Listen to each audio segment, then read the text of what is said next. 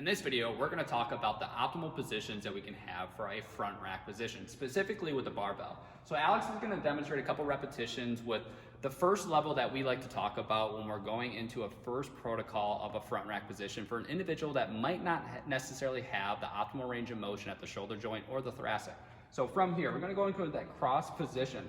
So it's still resting truthfully on the shoulders, but what we are going to do is always keep the elbows up so we can kind of create that shelf so that bar does not roll forwards from that anterior position. So now she's going to kind of hold the hands a little bit so she gets that nice little grip. And then Alex will go into about one repetition. So one repetition in this cross position. Again, nice even balance on the barbell. Good optimal position, keeping those elbows up. Now she's going to rack it. Perfect. Now from there, we can use straps to kind of go into level 2. It's progression based, but this is for individuals that are pretty darn close to that optimal position for a standard front rack, but we just need straps to kind of help us out with the mobility restrictions. So from here, Alex, if you want to hold that one, we're going to wrap this strap around, right roughly around that knurling. So that's where Alex's shoulders are going to rest at, where her fingers are going to be. We're going to put that strap right in through, and we're going to pull it up. So same exact thing here. We're going to go through, holding that nice position. Same thing, roughly where the knurling mark is, that's where our hands are gonna be.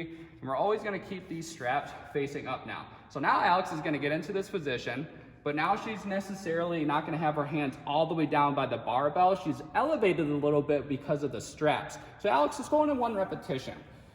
Now it doesn't necessarily require her to get as much bend in the elbow and also flexion and extension at that wrist joint. But now she's gonna rack it. Perfect. So what we're going to do now is that standard position. So typically, this is that mechanic that we are looking for. This is that proper position for a front rack that we are looking for. So when Alex gets into this position, she's putting her hands right where she wants in the knurling mark at the shoulder joint.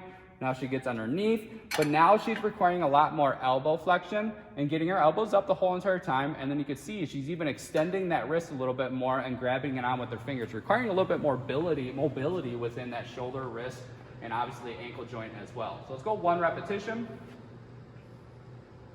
Perfect, and we're just gonna rack it from there. Again, there's 3 different types of things that we can do for an optimal position for a front rack. We got level 1, crossing the arms.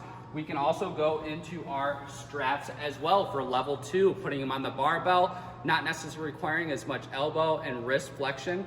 Then from there, just the standard position, level 3, with the hands actually touching the barbell the whole entire time. I hope this video helps you out.